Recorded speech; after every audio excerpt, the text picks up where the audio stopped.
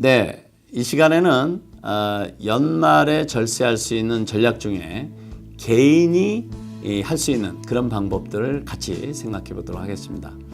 보통 개인 소득의 경우는 근로소득도 있고 이자소득, 배당소득 이렇게 다양하게 있지만 그래도 큰 부분을 차지하는 것이 투자소득입니다.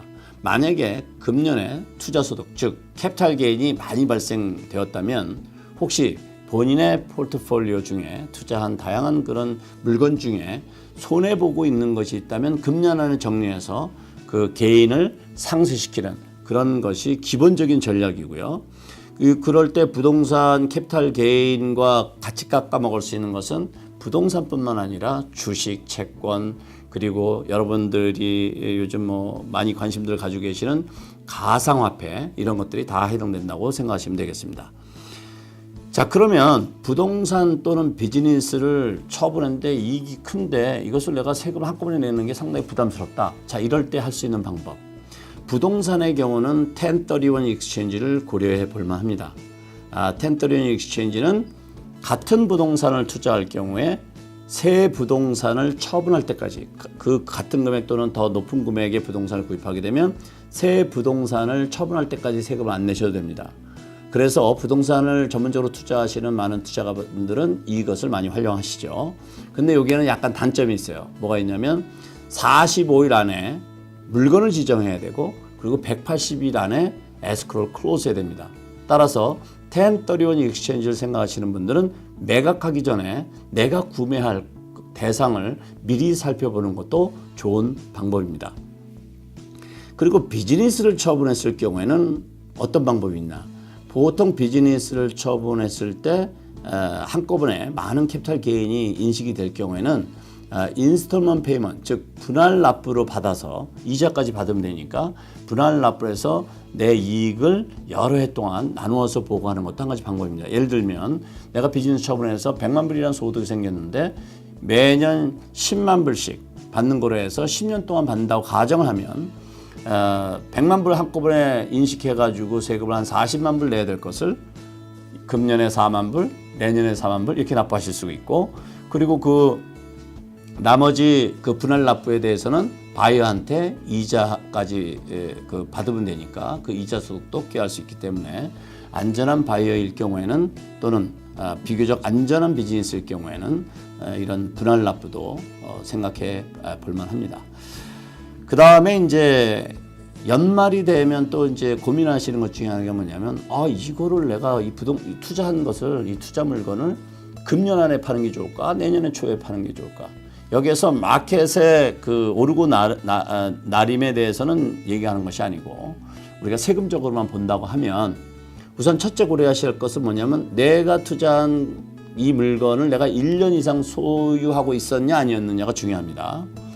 즉 내가 금년 안에 팔게 되면 10개월 만에 파는 거라면 2개월을 더 기다렸다 내년 2월 말이나 3월 초에 파는 것이 이익일 수 있습니다. 그 이유는 왜 그러냐면 캐피탈 게인은 장기와 단기로 나누어지고 장기와 단기에 따라서 세율이 달라집니다. 장단기 기준이 1년입니다. 즉 1년 미만일 경우에는 단기고 1년 이상일 경우에는 장기로 들어갑니다. 그러면 장기 세율은 일반 세율보다 낮은 최고 20% 연방세율이 부과되지만 단기 세율일 때는 일반 근로소득이나 사업소득처럼 똑같은 세율이 부담이 되기 때문에 최고 37%의 세율이 적용돼서 무려 차이가 17%가 납니다. 그렇기 때문에 특히 연말에 장기냐 단기냐 또 연중에도 그거는 마찬가지로 적용될 수 있겠죠. 그래서 이 부분을 꼭 고려하는 것이 좋겠다. 그리고 이제 연말이 되면은 기부금들 많이 하실 수 있는 그런 기회가 생기는데 이런 기부금 역시 이제 세금 공제 대상이 되기는 하는데요. 나중에 말씀을 드리겠지만 제한이 좀 따르긴 해요. 그래서 일단은 보통 현금으로 기부했을 때는 내 소득의 60%까지 그리고 이제 투자 물건을 했을 때는 가치가 상승된 가격으로 공제를 받습니다. 예를 들어서 내가 증권을 10,000불 주고 샀는데 한 30년 가지고 있어서 이게 지금 100만 불 돼 있어요. 그러면 내가 이걸 지금 팔면은 100만 불에서 10,000불 뺀 99만 불에도 세금을 내야 되는데 이 100만 불을 기부를 하게 되면 100만 불 공제로 받고 99만 불에선 세금을 내지 않습니다. 그래서 이런 것을 활용하는 것이 좋을 거고요. 그 다음에 이제 차제, 그라지나 이런 데에서 안 쓰는 물건 중에 괜찮은 물건들을 그 비영리법인의 도네이션에서 거기서 세금 혜택을 보는 그런 방법도 연말에 많이 할 수가 있겠습니다. 그리고 이제 개인도 물론 당연히 그 은퇴 플랜, 펜션 플랜에 가입을 해서 세금 혜택을 볼 수가 있는데요. 많이들 쓰시는 방법들이 IRA라든지 Roth IRA라든지 물론 이건 다릅니다. IRA는 트래디셔널 IRA는 불입한 당해년도에 세금 혜택을 보지만 Roth IRA는 지금은 세금 혜택 보진 않지만 거기서 증식되는 것에 대해서 세금 혜택을 보는 약간 성격이 다릅니다. 그래서 그런 이제 리타일 플랜들을 파이낸셜 어드바이저들하고 의논해서 미리 계획하시는 것도 좋다고 생각이 됩니다.